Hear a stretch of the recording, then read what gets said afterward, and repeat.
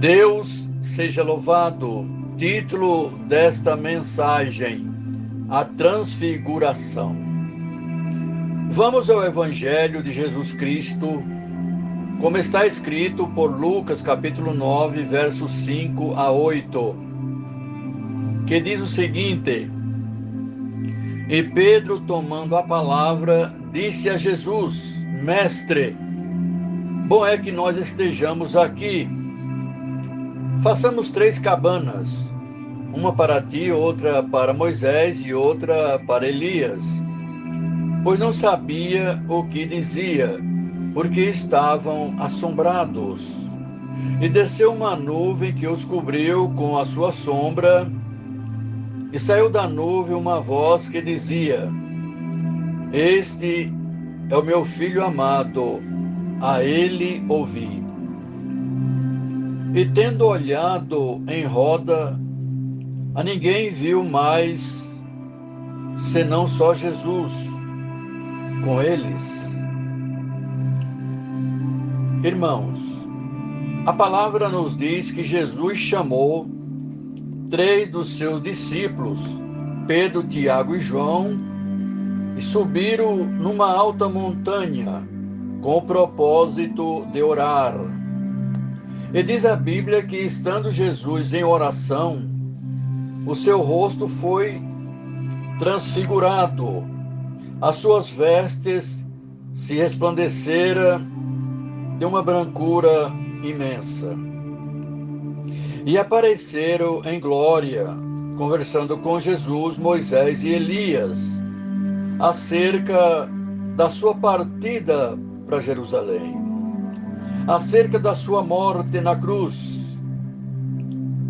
E diz a Escritura que é nessa conjuntura que o apóstolo Pedro, sem saber o que estava falando, tomou a palavra e disse: Mestre, bom estarmos nós aqui. Vamos fazer 3 tendas. Uma será tua, outra de Moisés e outra de Elias. E naquele momento, então, diz as Escrituras que eles foram tragados por uma nuvem luminosa e ouviram de dentro da nuvem uma voz celestial dizendo: Este é o meu filho, o meu eleito, a ele ouvi. Prezado e querido irmão, eu acho curioso que Pedro, Tiago e João estão vivendo algo extraordinário. Eles estão pisando no território dos milagres. Eles estão vendo coisas naturais. Pois só no topo daquela montanha, 4 milagres aconteceram. Primeiro, Jesus foi transfigurado diante deles. Segundo, Moisés e Elias aparecem em glória, conversando com Jesus sobre a sua partida para Jerusalém. Terceiro, uma luz luminosa os envolve. Quarto, e de dentro da nuvem surge uma voz celestial dizendo: Este é o meu filho, meu amado, a ele ouvi. Entretanto, aqueles discípulos, apesar de estarem vendo o milagre e pisando no terreno sobrenatural, eles estavam desprovidos de entendimento. Existe uma espécie de cultura religiosa na nossa nação, onde as pessoas são levadas a pensar, bendito é o nome do Senhor, de que se elas verem mais milagres, elas crerão mais. Porém, a fé não vem pelos milagres. A palavra de Deus diz que a fé vem pelo ouvir, e ouvir a palavra de Deus. E vale destacar que ali no topo daquela montanha tem 3 gerações representadas ali. A geração de Moisés, o representante da lei.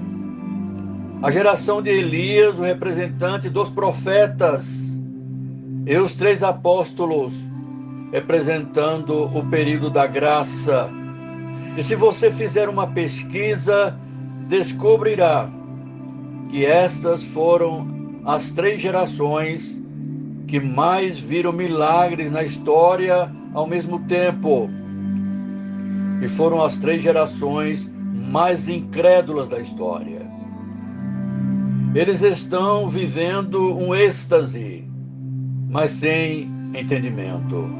E a pergunta é: o que eles não entenderam? Primeiro, eles não discerniram a centralidade da pessoa de Jesus Cristo. Quando Pedro diz assim: mestre, bom estarmos aqui, vamos fazer 3 tendas. Ora, Pedro achava que ele estava no controle da situação, mas ele não sabia nem o que estava falando. E por que não sabia? Porque tinha acabado de falar uma bobagem. Pois nesse momento, Pedro está comparando e equiparando Jesus Cristo ao representante da lei, a Moisés, e ao representante dos profetas, Elias. Mas Jesus não é apenas um grande homem, ele é o Filho de Deus entre os homens. Ele é o único, ele é incomparável. E quanta gente que está tão empolgada com os milagres, mas não discerne a centralidade da pessoa de Jesus Cristo.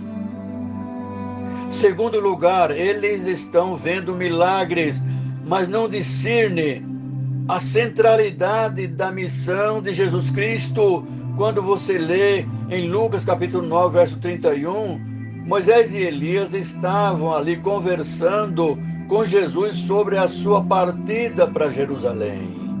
E a palavra ali, partida, no grego, é a palavra êxodo.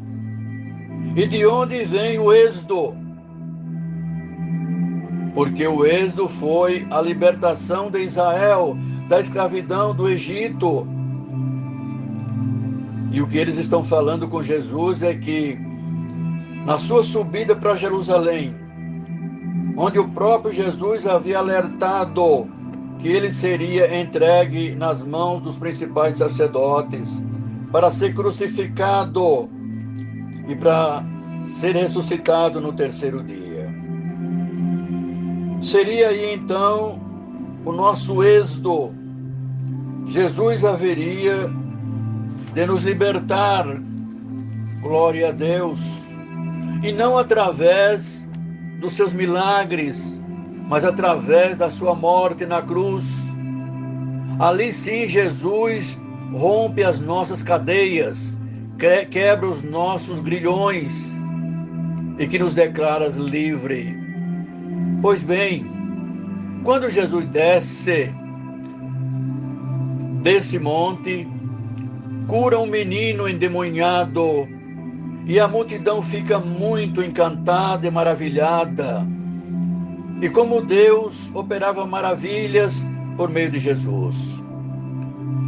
E quando Jesus percebe que os discípulos estão embarcando de querer o Messias apenas para resolver seus problemas políticos e imediatos, Jesus disse aos seus discípulos: fixai em vossos ouvidos as seguintes palavras: o Filho do Homem vai ser entregue nas mãos dos homens. Sabe o que Jesus está dizendo com isso? Não pense vocês que eu vou mudar a minha agenda. Não pense vocês que eu vim ao mundo apenas para operar milagres. Eu vim ao mundo para ir para a cruz. E é para a cruz que eu estou indo, porque é lá que eu vou libertar vocês. E é lá que eu vou romper os grilhões de vocês. E é lá que vai ser a verdadeira libertação de vocês. Mas está escrito em Lucas capítulo 9, verso 45, que os discípulos não entenderam isso. Estão vendo milagres, estão vivendo um êxtase, mas estão sem discernimento de quem é Jesus e do que ele veio fazer no mundo. Terceiro lugar, êxtase sem entendimento. Eles não entenderam a centralidade do culto. Meu pesado e querido irmão e irmã, você que está ouvindo esta mensagem, talvez esteja aí a carta de milagres, encantado com milagres, correndo atrás de milagres e até de milagres forjados, fabricados por alguns espertalhões da fé. Os milagres, nós cremos nele, nós oramos por eles, nós aguardamos que Deus realize prodígios e maravilhas. Mas eu preciso dizer a você que tem muita gente que está vendo milagres, mas não está discernindo quem é Jesus Cristo e o que ele fez na cruz para nos dar a gloriosa salvação das nossas almas. Deus, por Jesus Cristo, seja eternamente glorificado.